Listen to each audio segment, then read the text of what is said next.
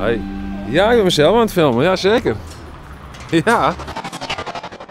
Begin juni hier een filmpje over Erfskip 2018. Daar maak je dus souvenirs voor jou 2018. Zelfs maken met trouwens verschillende mensen. En nu ben ik heel benieuwd, ben er al souvenirs klaar.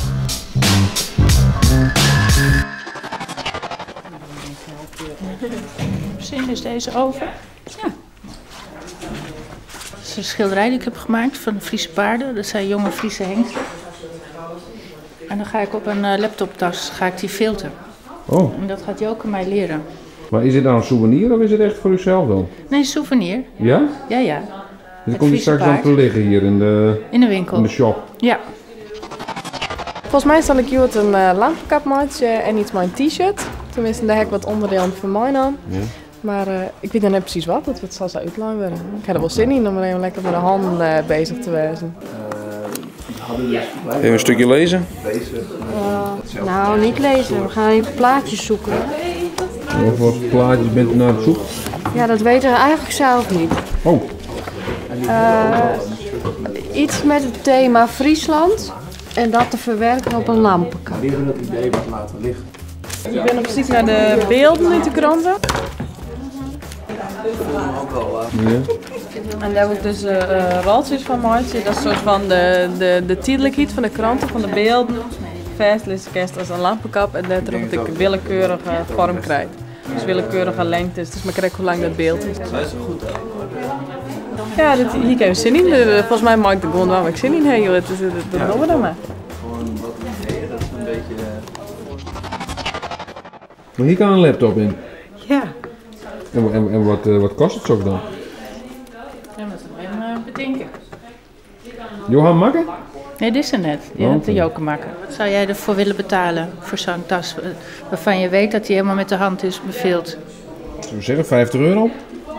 Maar ja, dat kan de uurprijs inderdaad niet dekken natuurlijk. Maar ja, dat is... Ja, maar het is mooi om te horen wat jij als prijs ervoor over hebt. Dat is het. Ja.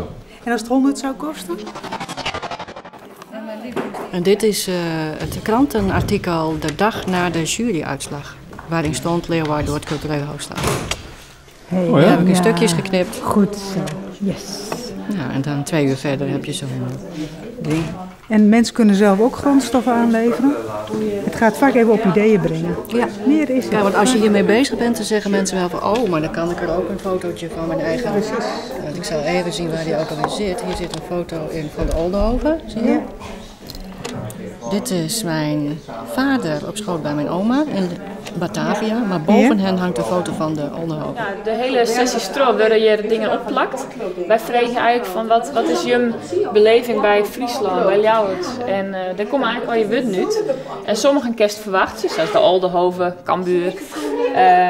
Maar ja, bijvoorbeeld zwemmen in het Friesmeer. Wel eerst alleen op de ergen boven Wetterhast. Dat is dan heel lang... over een vlakte zijn kerst van wetter en dat het soms heel rustig was en dat die michtjes dan juist Sietske poepjes kwam bij dit idee. Dus dat is wel leuk. Niet in de knip, maar dan worden die scoort. Ja. Waarom scoor je ook? Nou, omdat het dan net wat minder strak wordt, maar juist wat meer speelt. Wat heeft u hier gebracht, dat u hier bezig bent met een lamp? Ik ben hier op uitnodiging van Eline. Oh. En we proberen zeg maar een soortgelijk project in de Vrijheidswijk neer te zetten. We denken namelijk dat er heel veel creativiteit in de wijk is. Ja. Maar we gaan eerst even oefenen. Ja. Deze Grutto heeft nu al zoveel promotiewerk gedaan voor Koning van de Grijden. Ja. En dan denk ik, ja, weet je, dat is voor mij onbetaalbaar. En ik breng in die zin ook veel gewoon wel weer, ook in het onderwijs en ook hier bij het Erfskip. En dan zie ik dat mensen het leuk vinden om het te doen. En daar geniet ik ook weer van. Maar dat geld, weet je, dan koop ik er misschien een leuk blouseje of een leuk jurkje van. Maar daar is het mij dus helemaal niet voor om te doen. Nee. Al die reacties die ik erop krijg en mensen wat ze me teruggeven, dat jij mooi vindt, dat doet me eigenlijk het meeste. Ja. En dat Arlene het nu gaat maken, dat doet mij wat. Ja, nou, en dat ik het ga overdragen en denk, oh leuk samen maken. wat het genereert is voor mij vele malen belangrijker dan het exacte bedrag wat ik ervoor ga vragen. Leuk als jongen hast.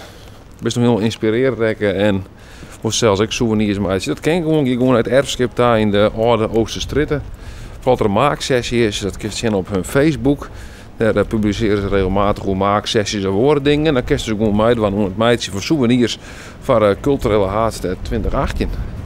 Nou, dat is toch fantastisch.